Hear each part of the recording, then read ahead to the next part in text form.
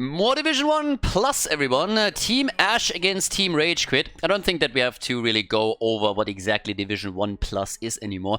Already covered quite a few of those games, but the teams should at least be familiar to the people that watch Heroes of the Storm on the channel regularly. Team Ash, of course, part of the Masters Clash. Well, only the finals are left. They didn't quite make it to the offline event, but still a pretty decent season for them. We got Team RageQuit, who nearly made it into the Masters Clash, so here the best of 3 series between the two of them. On the left side, now that we're in Battlefield of Eternity, we got Renella on Uther. We got Nenopy on Cassia Denardo for Team Ash on Nuburak, Shamsig on Urel, and Bishops on Hogga. On the right side of the map, Limu on Genji. We got Shizakid on Varian, Alex Batman on Ana, and Down Life on Rexa with My Try on Li Ming. Alright, let's get the party started. Also, a little bit of a teaser for the people that did not see any of the announcements that I made on Twitter. No, to be fair, it was more so the announcement of the announcement. But one of the reasons why I've been a little bit MIA on Twitch and also on YouTube was that I've been working on some new stuff that's coming up soon. So we're going to have more and more Heroes of the Storm content.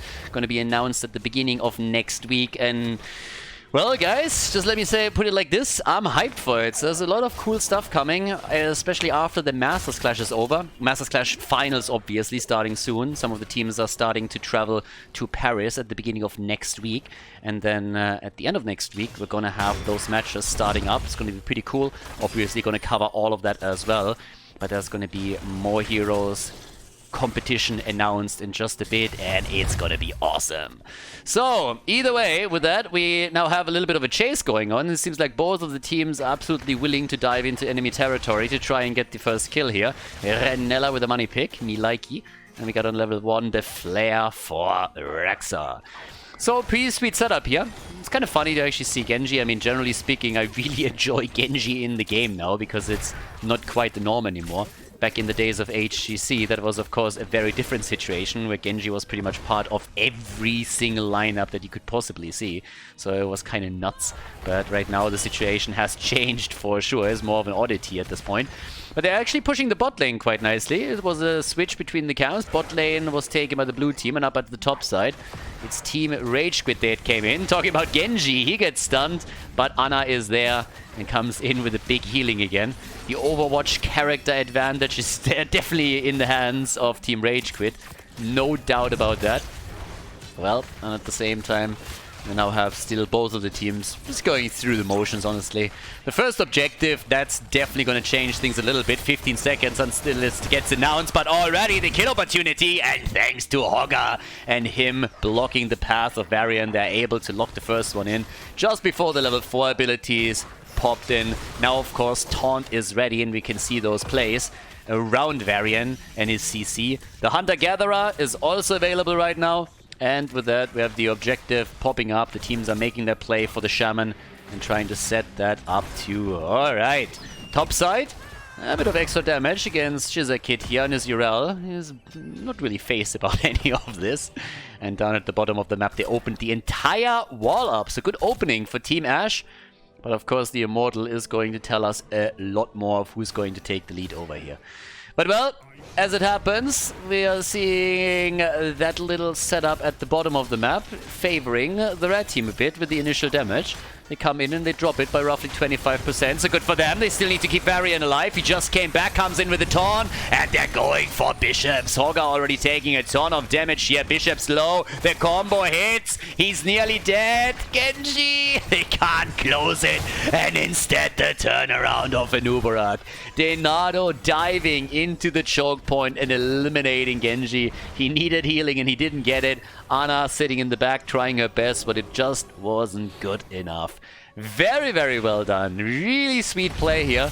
Nearly the kill against Hogga. And then thanks to the reset mechanics, maybe Li Ming and Genji would have been able to follow up with another one, or at least some extra damage. But as it stands, this is the first blood. 2 kills actually for Team Ash. And, of course, now they also have a shot here at the bot lane to do some extra damage and maybe take Varian down again. Shizakid is not the only one that they have to deal with, though. It's currently a 4 versus 3 in favor of Team RageQuit, and that helps them to keep Varian alive. On the other hand, Nenopy has now successfully taken the halftime show for the team. We We have level 7 abilities pretty close for both of them, but it's the lead for the blue team that could definitely end up with them having a talent advantage over Team RageQuit for the remaining part of this first Immortal fight. And well, there we have it already. Ana needs to be very careful as Urel is jumping into the back line, but here comes the dive again, and these Anubarak setups are just beautiful. Very good coordination from Team Ash. The anti-synergistic hobbits doing work over here. So that puts them into the perfect position to have the level 7 talent over their opponent. 3 kills to 0. Can go for the objective, which is exactly what they're doing now with Ninopi. At the top, Urel is also still totally fine. And it honestly seems like Team RageQuit has more or less given up on Immortal #1 right now. I don't really think they can do a whole lot here anymore. It's still pretty decent Immortal. I mean, we're talking 50% shield, a bit more than that. Level 7 versus level 7, but it should be some serious damage. And on the other hand, we have the pressure play against Bishops again. Oh god, they go for Genji. Not again! I've seen this before. Not like this. And he's dead again. No. Oh, they are really in trouble. Team RageQuit, damn son. This is rough. This is really rough. 4 kills to 0. And now the lead for Team Ash as they're moving through the top. And this is starting to become a massive, massive problem. Yeah, they're gonna be in so much trouble here. Urel is at the bottom of the map securing the experience for the blue team. Team RageQuit is desperately trying to somehow hold the top. They took the shield down on the Immortal already. But as you can tell, yeah, this is tricky. I think the fort is still going to be defended, but it is suffering a lot of damage. Bot lane has been opened up earlier too. And the red team, guys, they need to step it up a little bit. If you want to have a chance in this best of 3, then you definitely need to change the pace of the game a little bit. Now, to be fair, this is game #1, and they haven't even won that yet. The gap in experience isn't really all that big either. But the trend is obviously crystal clear here. It's the blue team that is making the plays, and Team RageQuit that is suffering the consequences. So that's what's going on right now. Now, as we're looking at all of this, we have on the damage numbers Li Ming at 9,200. But as you can tell, difference isn't that big. It's really just that final blow that is the biggest problem. That final hit that they are still missing when they're trying to get the kills in. That one is still missing. Now top side, at least the wall has been eliminated, so good for them. The bottom attack, on the other hand, could result in the 4 taking even more damage, so the rotation is coming. Li Ming and Barrier now are both moving down to the bottom of the map. And with level 10 around the corner for both of the teams, they are both just like playing it a bit slow. And of course, once level 10 hits hard, you can make a couple of plays there. We still expect this integrate on the side of Maitri going up against the Nubarak, so once that Cocoon gets locked in, you want to burn it down as quickly as you can. Yeah, Cocoon is ready, the Divine Shield is in. We also have the Shockwave for Hogger. And, oh, Li Ming, no disintegrate. Instead, playing around the Wave of Force. Good for Nubarak. That's going to give him a lot more value out of the Cocoon. In this case, they only use it to interrupt the attack a bit. Genji gets locked down. Yeah, there's a nano boost on Ana. They're trying to come in again. Shockwave didn't hit jack shit. And now they're trying to make a play for Genji once again. They're starting to chase them, turning around a bit. And especially Varian seems to be on the menu today. Shizakid gets attacked, but he's able to dash back out. He's still not quite out of harm's way yet. The Immortals are back up too. Level 10 abilities on both sides still. And off we go. A little bit surprising that Maitri doesn't go for Disintegrate. It's normally the talent that you want to go for when you go up against the Nubarak, because it really is a huge win on the cooldown for the team that runs Li Ming. Now, this is going to give him a little bit more playmaker potential, of course, with Wave of Force just being a fantastic tool to knock someone into a combo, just use a little bit of displacement in general. But it's really going to empower Nubarak, because he's going to get way more out of his Cocoon now than he normally would. And he's back in 7 seconds. They're trying to go for the fight, but this time, nice setup and Li Ming with a kill. Finally, Hogger is down. Took him long enough, but they're able to completely destroy him here in that fight. Rek'Sai again nearly died too. Ana with the nano boost. They're trying to move in again. Cocoon has already been used. Genji out of the fight for most of it. But now that he's back, he can come in with the Swift Strike and tries to. Renella on the run. They got the Shockwave, but little more than that. Urel is low. She's not the only one. They're going for Nano P, and that's another kill as Li Ming comes in, gets the reset, gets the connect. Maitri and the rest of the team, they're following it up with a kill against Uther. And now we're talking, baby. Yes, that's exactly what we've been talking earlier. Try's biggest problem at this point is his mana pool.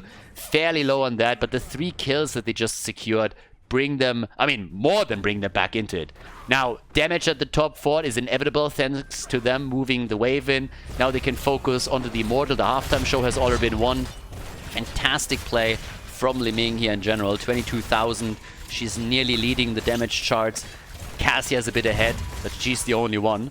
And this is an easy Immortal. And it's a big one too. 75% on the shield. That one's gonna hurt. That one is really gonna hurt. I'm gonna travel down to the bottom of the map, obviously, since the top lane has already been damaged severely. Yeah, if they can take another one, are they going for it? Maybe a little bit too much to ask for here. That was a stretch, to say the least. And now Genji's getting chased again. He's not the only one. There's the shockwave, the stun, a follow-up, and Li Ming is dead. There we go. The kill is in. Varian gets isolated. Team RageQuit, they got a little bit too greedy.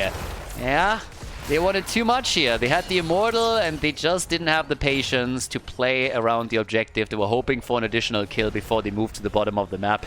And now they suffer the consequences. So they lose one of their most important heroes in the setup. They try to at least bring it back to the top lane now. Well, Liumo is moving in. Shamzik, he still has his ult. Shouldn't really be a problem for him. There's the taunt, the timing. It's not good enough. Ult is being used. Fountain is getting checked. And yeah, he still take the Space Goat down. Nice. Space Goat kill is in. Well done. Now the move straight up for the top fort. But at the bottom of the map, another one has already been destroyed. But the blue team is at least trying to trade as they are focusing on the bottom fort. So it's still level 13 versus level 13. The teams have the same talent here. But things are getting a little bit more dicey now for Team Ashe. Because, well, they lost a lot of ground. There's still a 4 technically standing topside for the team in red. That is going to help them as the game continues. And in experience, a small lead. But again, it's there. For Team RageQuit as well. The last engage, the last Immortal fight really helped them here. And we'll see where they can get from this position on. For now, it's just all about waiting for the next objective again, maybe getting a sneaky kill in somewhere. But the map has definitely opened up. With 3 forts in total already been destroyed, there's a lot more playmaker potential and also chase potential, obviously, that you can execute now. And we have some of the quest talents starting to complete here. First and foremost, Rexa, as you can see with the Hunter-Gatherer. So that's a little bit more survivability for himself and for also Misha. So good for the two of them. 43 stacks for Cassia. Damage output gets a bit boosted on her part too. She's still in the top damage position. And has also gapped Li Ming pretty significantly. Li Ming is sitting at 24,000 right now. Cassia is enjoying the 30k that she brings to the table here. And with that, we have the next Immortal already popping back up. Only one team has their camp up. And they're going to make the play for that. So here we go. Try. Alex Batman is in. Okay. Yeah, close. You don't want to dive into it blind. Not without a talent advantage or anything like that. But that could have been a bit of a problem. Anyways, either way, for now it's 5 kills to 4. Nearly a level lead for Team RageQuit. Kills aren't everything in Heroes of the Storm. There's a lot more things that are way more important, and that's being proven as we speak. Immortal gets attacked, and it seems like the blue team is taking the advantage on the halftime show.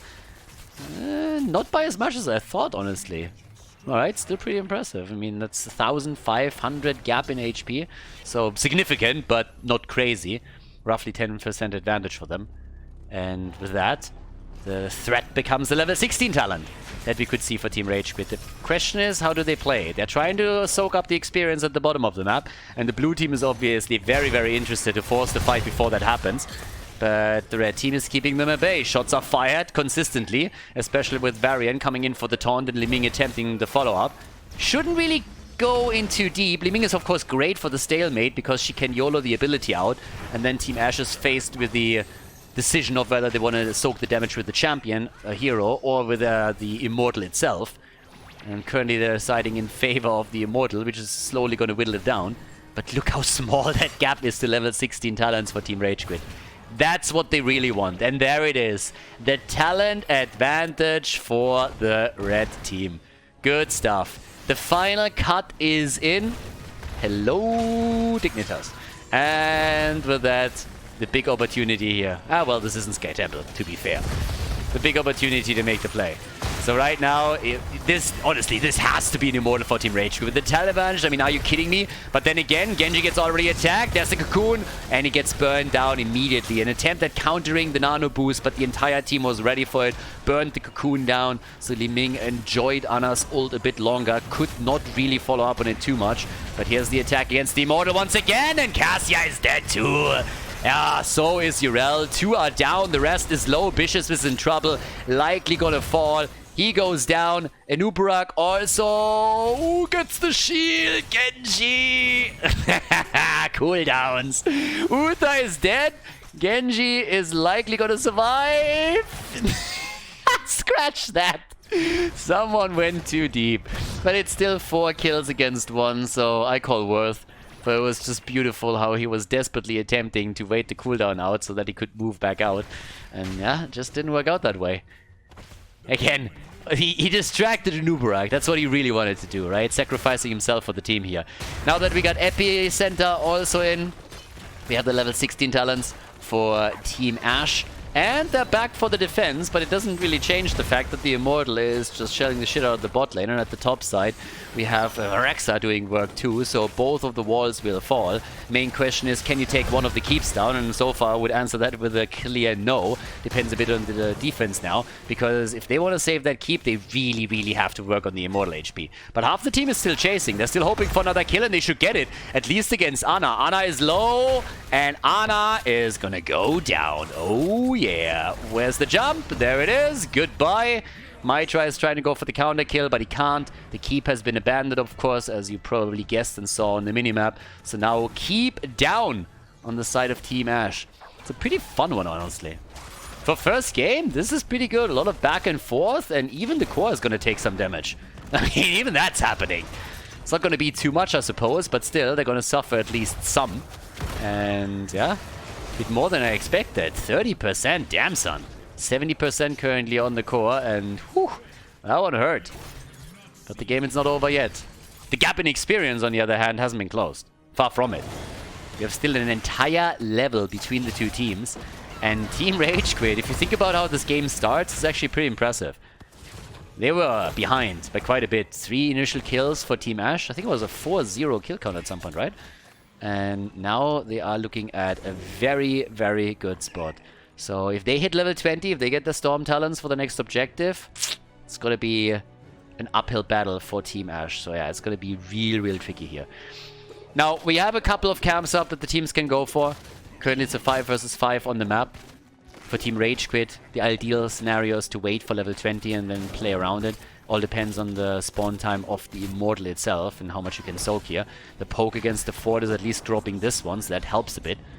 Puts the top lane into an equilibrium, since both of the teams will now have occasional catapult support on their minion waves. But then again, we have still that experience gap, and if you are on the side of Team Ashe, then this is what you're worrying about the most now. Now, Cassia is stacking, but it's also not like she's on a crazy amount of stacks. We have her with 44,000 damage, and Li Ming has taken a clear lead in XP, in damage output now. But, as you can tell, the Immortal is coming up in another 20 seconds. Halftime show most likely going to be played with level 16 talents on both sides, but once that we are switching, I would assume that the level 20 is going to kick in for the red team. So the blue team has a couple of options. Either they just accept that, or they try to force a fight before it happens with level 16 talents. But they're playing a very relaxed position here right now, so they're not trying to force anything, so they're just accepting that level 20 is going to be there for Team RageQuit. That's always the fun part with the Russian and Ukrainian teams, that they are just simply not afraid playing up against the talent advantage. I mean, don't get me wrong, it's not like they don't care, but they wait for these moments because they won't be able to give up on this completely.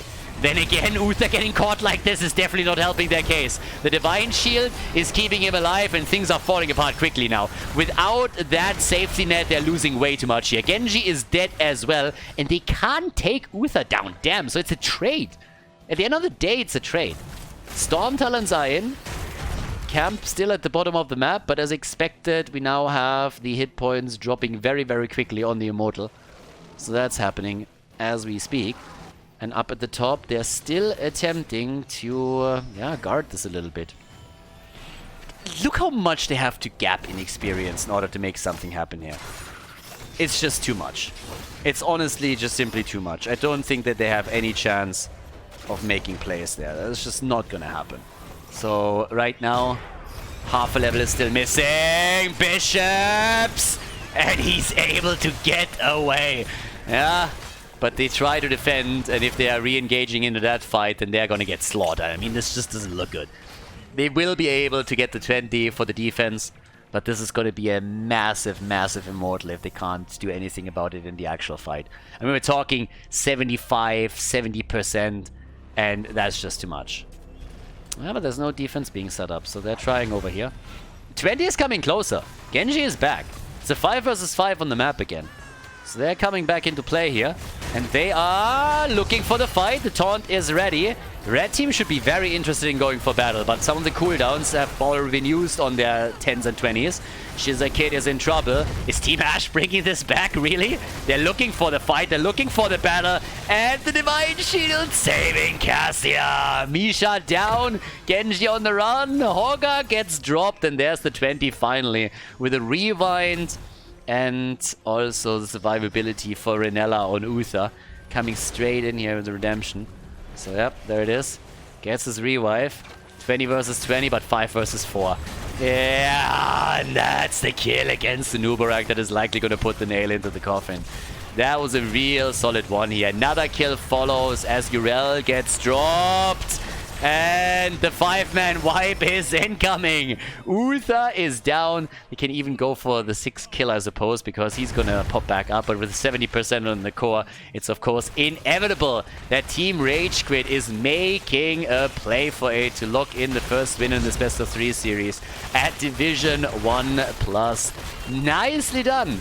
They're back. Well played. So 1-0 lead in the best of 3 here in Division 1 goes to Team RageQuit as they are facing off against Team Ash. GG and well played. The 1-0 on Battlefield of Eternity. Before we head into game number 2, make sure that you subscribe to the channel if you haven't done it yet so you don't miss out on any future content here on Khaldor TV. Game number 2, Team Ash against Team RageQuit, everybody. Team RageQuit has taken the lead, so good for them. They were able to come in and turn it back, bring it back after in game number 1 initially. It was the red team that did fairly well. Team Ash on the left side of Towers of Doom with Renella on Malfurion. We got Bishops on Hanzo, Shamzik on Zul, Nenopy on Sylvanas, Denardo on Stitches. And on the right side of the map, it is Team RageQuit. RageQuit Gaming with Shizakid on Diablo, Limo and Tracer, Mitra and Cassia. We got the Haka in double global actually, with Bright being played by Alex Badman. And Down for Life is playing the Haka, as already pointed out here. So yeah, good stuff.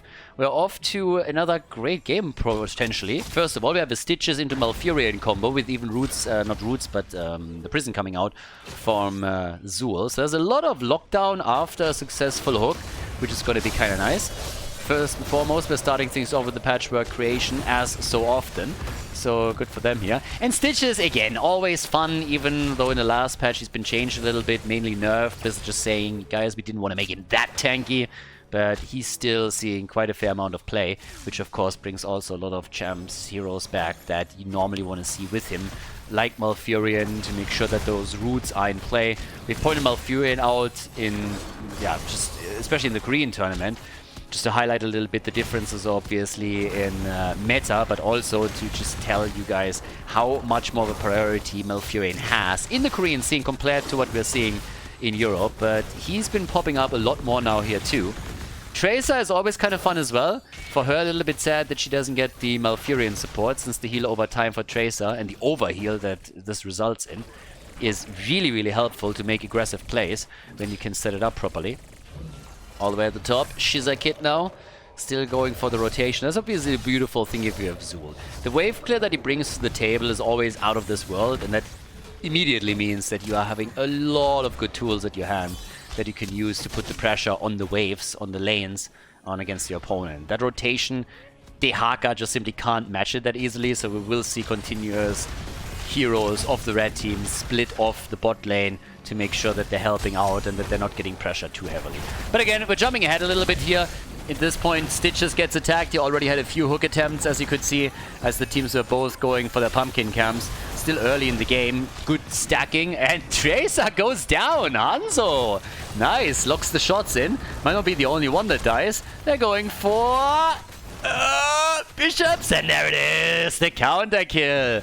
Dehaka moving down to ensure the kill, and they get a second one, and honestly, that is worth a lot. We're going to talk about it in a moment, but first, can they take Diablo down? Nah, they cannot. That second kill was important because Zul was pushing out the top side and was also in a spot where he could have done even more work, so getting 2 kills for the red team. Kind of important since they sacrificed a bit to make all of this happen. But as it stands now, we have nearly even experience for the two teams. We have the red team slightly ahead here. Triple altar phase is obviously popping up as the level 4 abilities are coming in for all of them. The Tenderizer for Stitches. No shock there either. And, well, Dehaka still offers a bit of a global value to the team. So that's what they're going to try and do. Yeah, down at the bottom of the map, attack, obviously, for the final altar. Normally it's a 2-for-1 trade that we're seeing at this point. And who's going to take the more neutral one at the bottom? Tracer's not going to get interrupted at the top right at all, so the first 4 shots are already being fired in favor of the red team. Team RageQuit is doing well here, but down at the bottom of the map, they haven't really been all that successful yet. But with Dehaka moving in, with Brightwing moving in, they're zoning them away as best they can. And it seems like Brightwing is getting interrupted once again. Hanzo this time. The fight, on the other hand, turns on Malfurion, and the support is down. Red team isn't quite out of the woods yet, especially with Diablo suffering here. Brightwing has abandoned also the bottom altar in favor of helping the teammates out with a fight, and it results in Diablo escaping. So good for him. Then again, the altar is still up, and Malfurion is soon going to be back to business. The level 7 talent has, on the other hand, kicked in for the team. And that helps them potentially to make the play here now. They still haven't taken it. Yeah, it's a bit dicey. There's experience to be gathered in the mid and the top lane too. And Zul and Dehaka have now both started to focus on that. 3 kills to 1. There's the level 7 with the serrated edge. Alright, might try and trouble. Cassia! Bishops is also low. And so is Tracer. And Tracer could get a as Moonfight in just a second. It's Sylvanas, though, that puts the last hit in. And apparently Diablo is also not going to make it. Oh my god, that ragdoll snipe.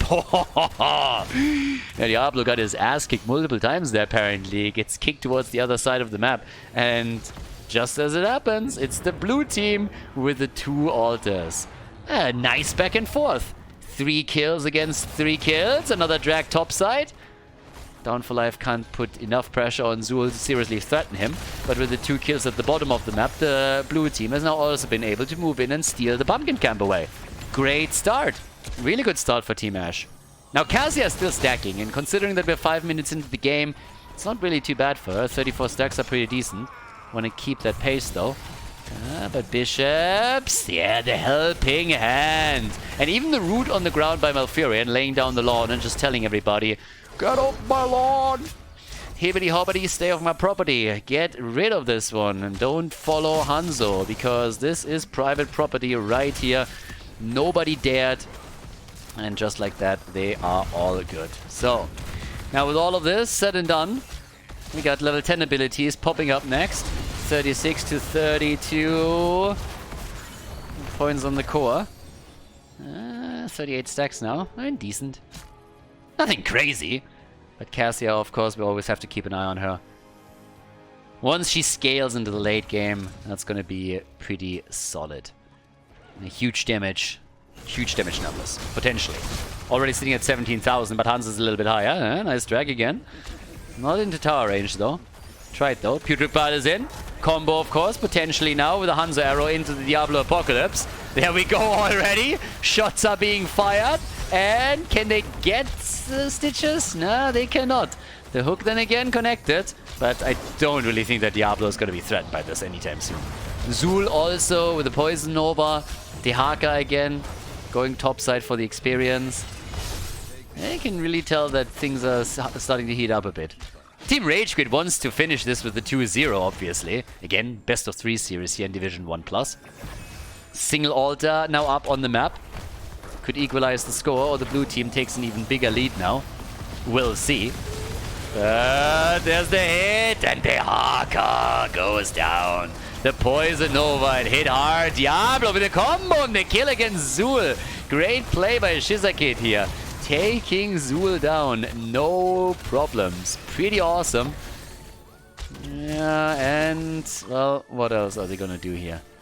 Because the idea is to get the altar, but if the red team can interrupt for long enough for the Haka to come back, and he's already back on the map, then we might see another big fight popping up. Good route, but obviously Tracer for the recall. She's ready for it.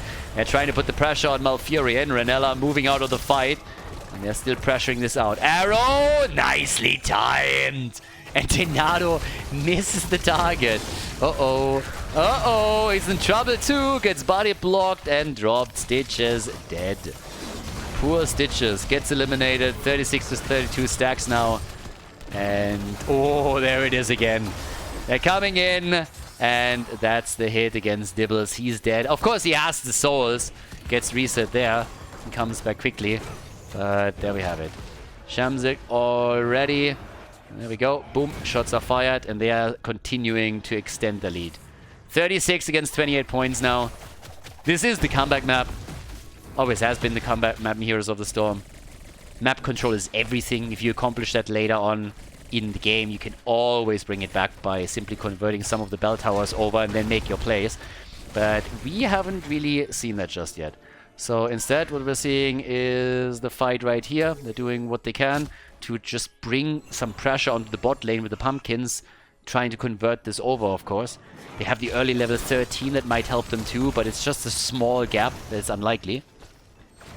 And what are we getting? No surprises on Stitches. I mean, again, first of all, he activates his baseline. Gets activated once that you have the level 13. Mito comes in.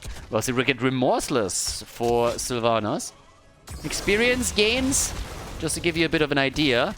Dehaka with 12,000. A little bit more than Zul has, but those are the side laners that just move from lane to lane, middle to top, consistently here and do their thing. So, yeah, good for them. Right, same time now. Also a little move at the top. Down for Life is always waiting for that drag. I mean, all on his own, he can't really do a whole lot.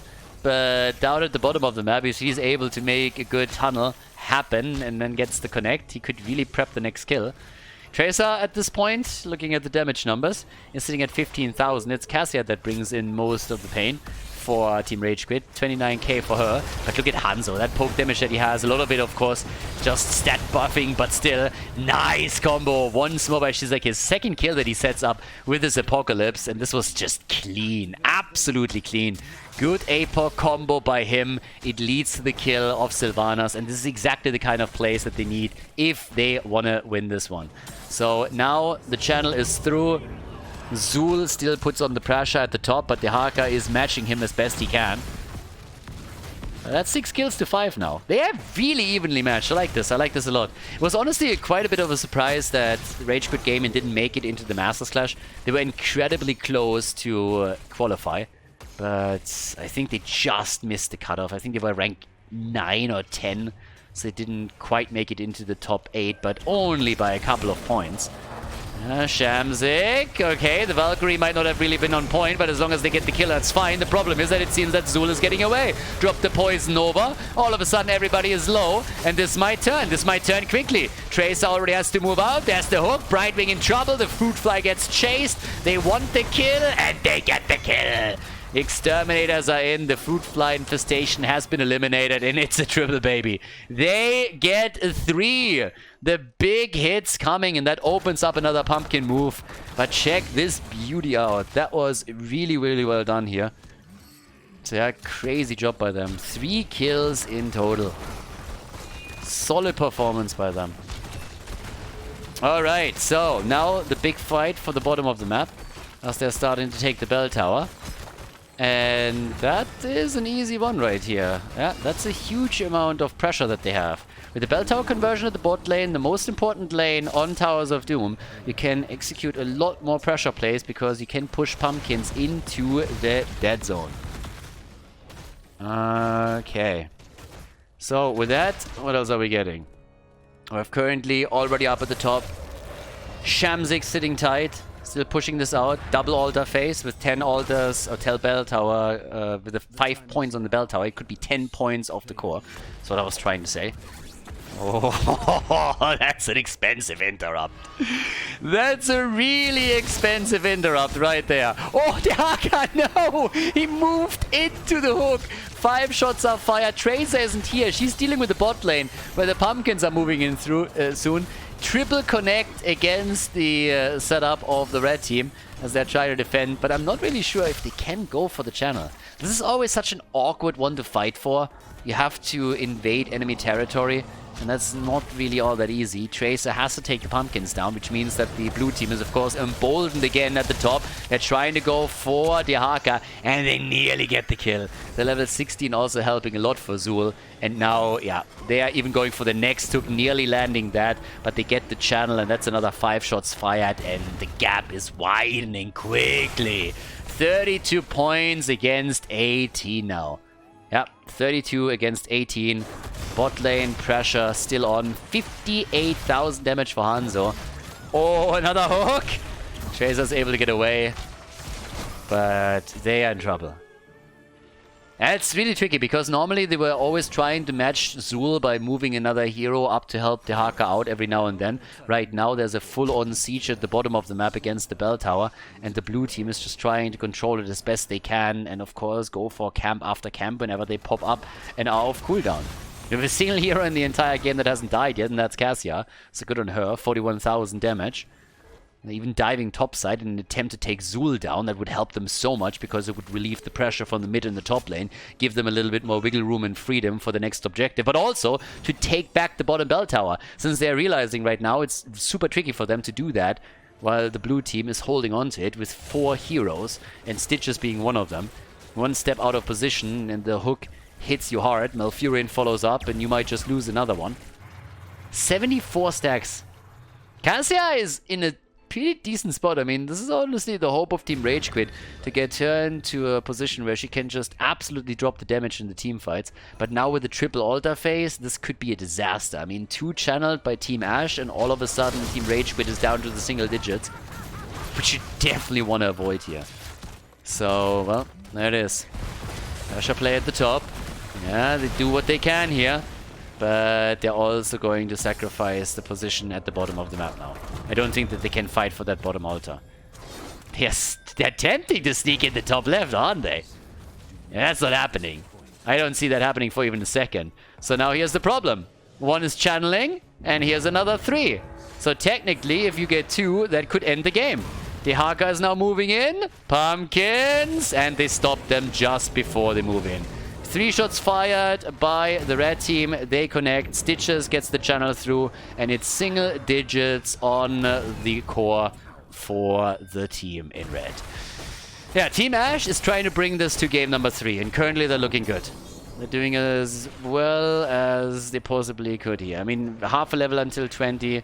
Granted, Team RageQuit isn't too far behind, so it's supposedly 20 versus 20. At least the bell tower gets reconverted. Top lane pressure continues on the other hand, and it's all going to be up to Stitches again in his attempts of getting some solid hooks connected here. Very likely we're going to see the master hooker over here too. So far, not really there, but let's see. Shamzik, alright, sitting tight. Come on, boys. 20 is in. 20 is ready. Brightwing again with the invisible friends. That's the only friends that he is ever going to get. The Valkyrie doesn't connect. They're still making the play, and that... Oh my god, Sylvanas! Ninopi with a big escape here. Awesome setup. The hook against Brightwing, and there's the kill. Oh, this was so close. They nearly got the kill against Sylvanas. That would have happened. This is a totally different situation. But now that we have Brightwing killed and Sylvanas surviving this, another hook comes in. And that could be the end of Cassia. Diablo is doing what he can to prevent it from happening. But even that doesn't work. Tracer down, Cassia down. Diablo on the run, 3 heroes dead, Dibbles also eliminated, the double altar phase is coming up. This has to be game. This just simply has to be. There's no way that they're gonna bring this back. I mean, look at them, just going for the Haka, he dies too. The bell tower can be taken. They don't even need that bell tower. You already have 4. You channel both and it's over, but they take it anyways. Zul is moving towards the bottom of the map, and he is going to get the channel done, and the rest of the team is obviously sitting in the middle. Shizakid is doing whatever he can here, but it's not a whole lot. He's the only survivor. They're down to 3 points on the core, and that's a full 5-man wipe. Everybody dead as they make the play here. Nicely done. The final shots, and we are going to game number 3, everybody. Nicely played by Team Ash as they tie the series, and we're moving on to the final map of the best of 3 in Division 1+.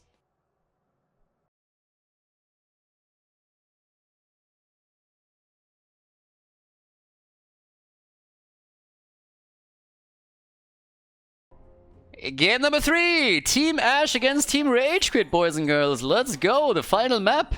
The blue team made it happen. Good stuff. So, we're coming in with the easy hits, apparently.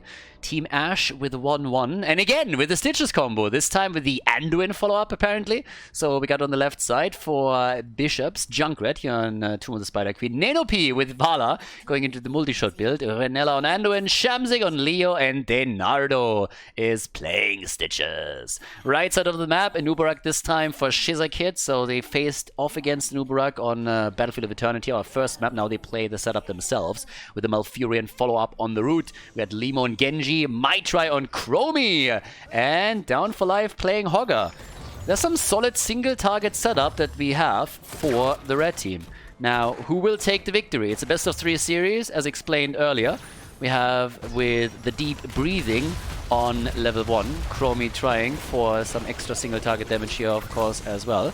I mean, it's a nice setup. You have Anubarak for the initial dive. You have Malfurion for the follow-up with the root. Genji can jump in with a Swift Strike and try to finish the target off. Maybe even X-Strike later on. Depends a bit on how they want to play it here. The last time they used Genji, they went into the Dragon Blade. And on top of that, we have the Chromie single target damage. Now the stacks are also coming together for Vala. That, of course, got changed a little bit, as you might remember. So Vala at this point, as you can see here, first of all, you can complete the quest. Sack it a little bit more than 2, but yeah, slight adjustments being made by Blizzard in the recent patch. And down to the bottom of the map, the camps are getting attacked. Alright, the showdown. This is where we're going to see which team takes the win. Division 1 Plus has, since its inception this season, been quite a lot of fun. Again, also the reminder for everybody that wants to play Heroes of the Storm in a more competitive setup, but so far hasn't really found a good opportunity to do that. If you want to play in Heroes Lounge yourself, you can either join up as an entire team of 5, or you can also sign up as a free agent for another season. You can go to heroeslounge.gg and check it out there. The guys are in season, I don't even know what it is right now, 15 or something. I mean, they're insane. They have so many teams playing. It has been the amateur scene in Heroes of the Storm for the European side for years and years on end right now. So they have, honestly, at this point, they have more of a tradition. They have been around for much, much longer than HGC, for example. Just saying. They outlived HGC. They were around before HGC's inception, and they are still around and keeping the competitive spirit in Heroes of the Storm alive. And Division 1 Plus is obviously quite fantastic. So now we got the level 4 talents in. With Junkrat, there's a little bit of displacement and also some nice interrupts whenever a team tries to deliver a few of their gems. We have on level 4 for Leo, Neil Peasant as usual. Shizakid over here. Yeah, so has to jump back out. Camp is pushing in. They're trying to go for Leo, and he's ghosting out easily. Yeah, and the beetle gets bumped around a little bit. Alright, so here we go. They go for Shamsig. This time he might not survive. Nope, Leo's in trouble, and there it is, first blood. Trade value activated, and they get the follow-up. That's an easy double kill. Vala down, Leo dead, some gems lost. The lead goes to the red team. Nice effort by them.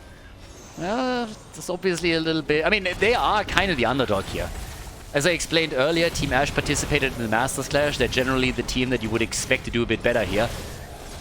To be fair, they didn't really perform to their capability or potential in the Masters Clash. But still, as mentioned, the red team wasn't able to qualify. So there is still a better position for the blue team. But right now, there's the opportunity for Team RageQuit to maybe lock that 2-1 victory in over here.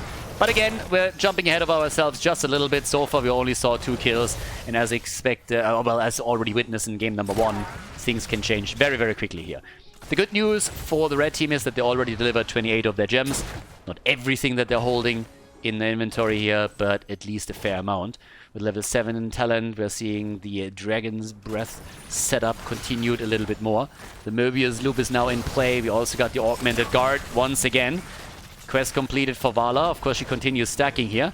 It's going to get a lot of wave clear here. They have a ton of wave clear, by the way. I mean, you have Vala first of all, then you have Leo, you have Junkrat in. They can really control these lanes nicely. And part of the entire thought process here is, of course, to ensure that you can also get interrupts going whenever your opponent is attempting to get some gems delivered. And it will come down to the Webweaver control, especially if we're heading into a kill-heavy game. Yeah, nice follow-up on the beautiful setup by Junkrat. That was fantastic. Junkrat with the displacement on Chromie the second that she gets hooked by the Naruto Stitches. And there's the second kill. They take Chromie out, they take Stitches out, and they hook Malfurion. And just like this, it's a triple kill. And the blue team is back to business, looking for the turn-in as we speak. Beautiful setup. Real nicely done. Yeah, that was rough. RageQuit Gaming, they thought that they were in the perfect spot. They did such a great job initially, and then it's a triple kill out of nowhere, more or less, that turns it. And now, not only does the blue team lead in experience, they also get the turn-in. And they are a bit under pressure at the top, but Limo's not able to get the kill. Instead, he gets hooked. And that could be a kill, and it is. Team Ash. Damn, son. They are not taking any prisoners at this point, are they now? No, they are coming and swinging. Taking one hit after another, nearly level 10. Look at this beautiful push. It's perfect. You have a 5 versus 4 going for yourself. You have Webweavers on the ground. You hit level 10 as you're pushing, and they're getting another hook against Chromie. Mitra immediately in trouble. There comes the strafe. Rocket Ride for Junkrat. And this is a bit of a disaster now for RageQuit Gaming. They are going to suffer a lot here. Now mid lane is already completely dumpstered on. Not only did lose the wall, but also the fountain. The same is happening topside now as we speak. At the bottom of the map, the 1 versus 1 setup between Hogger and Leoric continues. And here we have a pressure play for the top fort even, which is very likely going to fall. And that's about as good as the first turn-in gets. Even if they can't take the fort down completely, that is so much damage. That's a win. That's a big win. Level 10 abilities for Team RageQuit. They have a chance of fighting back now. The Hoarder pulled for our boy Hogger. But yep, let's see where they can get here. Bottom of the map. Ping, ping, ping, pong, pong. Already they're going for another camp. But they really need to stabilize. And I guess they did. Now that they have level 10, they also get their camps. They push the lanes out a little bit further. They still have 39 gems. Now, don't get me wrong. They lost a fair amount when they lost their 3 heroes. They're still in a spot where they can at least get a turn-in. Try to get some structural damage done, and then bring it back. So it's not a hopeless situation. Genji, by the way, has still not chosen his level 10. So we're still... there it is. Dragon Blade. And the timeout for Chromie. Yeah, but here's now the opportunity. So, Red Web Weavers. Okay, descending. Nice move. Anubara gets murdered. I absolutely love the way that they're playing this now. Playing around with the Gorge. There it is, the hit of Junkrat, and it leads to a kill against Malfurion. Malfurion is dead, and the Web Weavers, just as they're touching ground, are not going to be assisted by a lot of heroes here. Only 3 are still in play. Everybody else is dead or just about to respawn, so more or less a free defense for the boys in blue. Especially with all the wave clear that they have. I mean, they're just melting this mid lane away. At the top, we have Junkrat doing the same thing. Just taking a sneak peek at the damage numbers, for example. Look at what we're having on the side of the blue team, just in wave clear alone. 56,000, 50,000, 48,000. They're definitely controlling the waves now. Bit of a skirmish here in the middle. Hero damage, of course, quite similar. I mean, yes, of course, Chromie, as usual, is delivering. But on the other hand, you see way more heroes that are just spiking up in the amount of damage that can bring here. And it continues. They go for bishops now. Already, we got Stitches with this level 13, so he has the baseline. They go for Chromie, and she doesn't stand a chance. You can go for the timeout girl, but you have no chance of survival here. Chromie down, bot lane still looking alright. Defense was solid. They lost a few towers, they lost a few gates, but they didn't lose much more than that. They should make sure that they're not losing Shamzik either, though. And he gets away. Good drain connect from him, so no problem staying alive. And they are going for the boss. Everybody else is just preventing them from moving topside, and I don't really think that the red team even knows about it. Gorgeous use in the middle of the map. Boss gets attacked. Nice move. And he can still dive out. But the hook! A rocket right! And the kill! Junkrat with a big bullseye. And the boss gets still taken. All of this happening in the mid lane was at a numbers disadvantage. And at this point, the red team should really figure out that something is not quite right here. And they are a little bit too late to the party. So the boss gets taken to maybe even a turn in. They got 78 gems out of the 55 that they need. So plenty of gems to potentially be turned in here. Level 13 for both of the teams now. And yeah, Chrome's trying at the top lane to go up against the boss all alone. That's not happening. Genji is helping out now, but the fort, of course, is dust. Bot lane, Hogger with 22 gems. He's doing his best, but now we have the web weavers coming down. The mid lane is nearly destroyed already, and they're all moving down to the bottom of the map. Keep in mind that they also got the Atum up. Is he going for it? Doesn't seem like it. Damage healers aren't there yet. But if they get Hogger, that's 28 gems. That's pretty much the ticket back into the game. If you ever want to have a chance to make your way back into the match, you have to keep those gems in play. You can't lose them. And they want him. I mean, they set up here in the vent as well in an attempt to flank him. But of course, they were already sniffed out. Use the Gorge again. The hook. Hogger's in. Trying to come through with the Horrorpult. And Leo, there it is. The Entombers, the Rocket Ride, there it is. And Malfurion, no chance. Malfurion gets hit and isolated, but they can't get the kill. Instead, it's Leo. Leo's in trouble, and he dies. But so does the Fort in the mid lane. Fort down, bottom of the map. Also, more damage taken, but at least finally a sign of life on the side of RageQuit Gaming again. They get an important kill, which makes the defense a bit easier. Top side, yes, they're still losing, of course, the fort. They're still losing some of those towers. The boss has already done some damage earlier, and the web weaver continues it. Fort in the mid lane has been destroyed, but still, at the bottom of the map, this one is still standing. So, you can actually make a pretty solid argument that this situation wasn't really too bad. Considering that there was a boss and a web weaver for the blue team, granted, not exactly at the same time, but still, both were hitting them. They defended fairly okay. They are losing the fort at the bot lane eventually, I suppose. There's also level 16 talent advantage now for the blue team, but this could have been worse. If one or two heroes on the red team side get taken down, then we might see even a keep, maybe not fall, but at least take damage. That didn't happen, so the worst was kind of avoided here. Still not a good situation, don't get me wrong. I mean, yeah. They need level 16, they need to bridge that half-level gap. And then after that, they need to somehow bring this back here. So, right, off we go. Right now, we got still 45 gems against the 81. Hooks are, of course, coming out left, right, and center. I mean, Stitches is always trying to go for a nasty one here. Surprise hook. Pulverize. Also in play. And all the way topside is a little play now. Alright, Limo is in.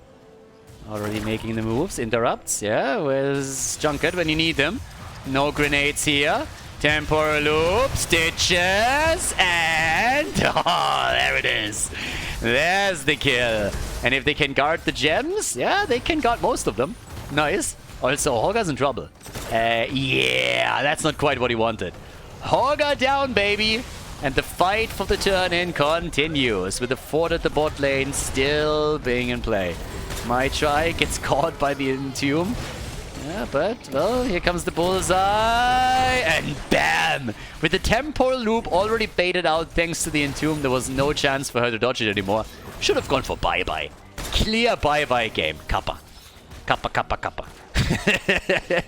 No, but yeah, temporal loop obviously, the timeout obviously baited out by the initial Entomb and then couldn't be used anymore after Junkrat came in and used this old 45 stacks already over here. We got 41,000 damage for Vala. 70,000 siege damage for her. Junkrat on 76k, 100,000 for Leo. 4 at the bottom is down, and here they turn in again, or at least they try. They don't have enough gems to finish it off, but they can still do a bit of work here. So, either way, it's even talents. There's always a chance of oh no, I was just about to say, always a chance for a comeback, but with these hooks coming in, look how sneaky that is. They dive in even deeper thanks to Anduin pulling Stitches a bit further in. The Entomb against Malfurion. After Nubarak dies, Malfurion is the second one to fall, and now the triple kill thanks to the Fleabag eliminated. Limu's the only one that escapes, and he has 57 gems. So he's at least saving the gems for them. But, guys, this is a disaster. It's a 2-level lead now. Team Ash, they want the win in the best of 3 series. They want the big win, the big hook. My try. No heals, no chance. It's trying to move out, but has absolutely 0 opportunities. Oh, no. 57 chance. The dive. He gets 51. A nice bouncing around here, but now the level 20s are in. I gotta admit though, the fighting spirit of Team RageQuit is just absolutely stellar. They're doing what they can here, but there's the buried alive, the silence setup, even the light bomb coming in, and Nubarak dodging out on the hook as it comes through. But oh my god, hook after hook, Denado just showing no mercy.